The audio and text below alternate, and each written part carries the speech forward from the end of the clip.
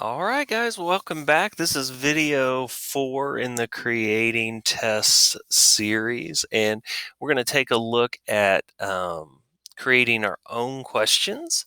And so, in order to do that, I'm here. We've already started a test, and I'm going to add a question here. So I want to add an item. The first thing you have to decide is what type of item do you want to add. Our most commonly used is selected response. That's just multiple choice. We've got constructed response, so that would be like a short answer or essay type of response. We've got numerical response, which is basically a grid, a chart, um, where the students can enter their numbers. And then we've got a resource, and a resource is like if you would like to enter a certain passage or a picture or uh, some type of illustration that then you want to add multiple questions about, you can add a resource and then link the individual, say for example, selected response questions back to this resource. All right, so we'll do selected response first. It is the most common. You'll go in and select a primary standard. So it's really helpful to keep track of your standards when we're working through this process, because that is what allows us to sort across multiple tests and see maybe where a student is struggling. And you can identify both a primary and a secondary standard.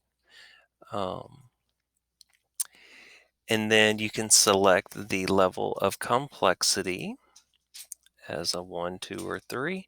And then you can select the item weight. So it defaults to 1. If you would like for a question to be worth a little more than another question, you can increase the weight of the question. They don't have to add up to 100. It'll kind of auto do that calculation. So let's say you have an essay at the end, and you have a 20 question test and one essay, and you want the essay to be worth 20 points and then each question to be worth 4 points. You could either do 4 and 20, or you could just make the essay worth like 4 points and then leave all of these at 1, and it would calculate it the same way. So um, you could choose multiple choice, or you can choose multiple selection. So that's where they can select, for example, A and B, or A, B, and C um, is an option. So then you can enter your question here. You have a lot of options of how to enter the question. There is a feature to insert like a file or an image. Then also you can insert a table. And then once you get into that specific text,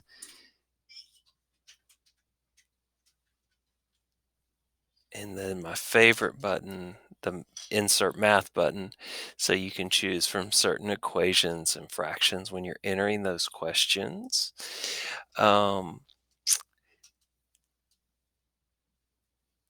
So that's kind of the big things. Do know that when it comes to reading the questions out loud in this box in text to speech, it's really important that the question be written out.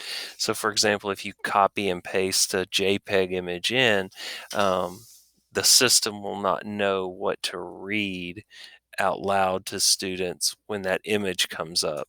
So if you can copy the text itself from another test into the system, that's a good way to go through and to do that process.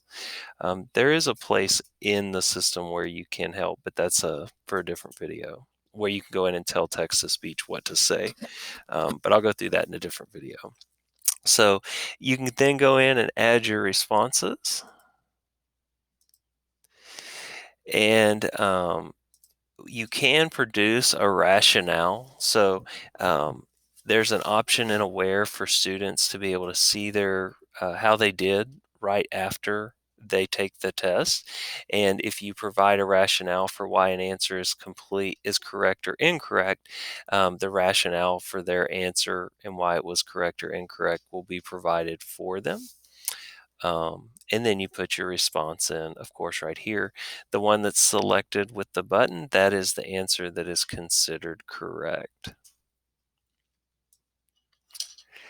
And then you can delete a question when you're done as well. All right, so that's a basic overview of the